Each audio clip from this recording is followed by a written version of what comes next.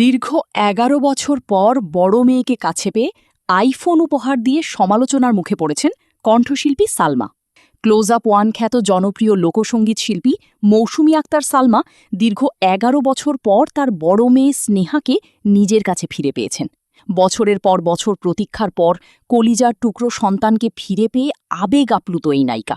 এই আনন্দঘন মুহূর্তে স্মরণীয় করে রাখতে মেয়েকে একটি দামি আইফোন উপহার দিয়েছেন তিনি। তবে এই উপহারকে কেন্দ্র করে সামাজিক যোগাযোগ মাধ্যমে শুরু হয়েছে মিশ্র প্রতিক্রিয়া ও ব্যাপক সমালোচনা। পারিবারিক নানান চড়াই উতরাই ও আইনি জটিলতা পেরিয়ে দীর্ঘ ১১ বছর পর বড় মেয়ে স্নেহা তার মায়ের কাছে ফিরেছে। নিজের ভেরিফাইড ফেসবুক পেজে মেয়েদের সাথে ছবি শেয়ার করে সালমা লেখেন, আমার দুনিয়াতে আমার সন্তানদের নিয়ে ভালো আছি, আমি মা, এটাই আমার সবচেয়ে বড় পরিচয়। বড় মেয়েকে ফিরে পাওয়াকে জীবনের শ্রেষ্ঠ প্রাপ্তি উল্লেখ করে তিনি আরও বলেন, আল্লাহ পাক তার বান্দাকে বেশি দিন কষ্টে রাখেন না। আমার পাহাড় সমান বোঝা নেমে গেছে হৃদয় থেকে। আমার স্নেহা আমার কাছে চলে এসেছে। মেয়েকে কাছে পাওয়ার খুশিতে সালমা তাকে একটি আইফোন 17 প্রো ম্যাক্স উপহার দিয়েছেন।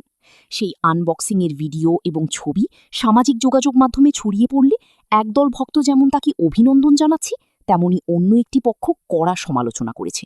অনেক নেটিজেন মন্তব্য করেছেন, দীর্ঘ সময় পর মেয়েকে ফিরে পেয়ে এভাবে দামি গ্যাজেট হাতে তুলে দেওয়া কিশোরী মেয়ের ভবিষ্যতের জন্য নেতিবাচক হতে পারে।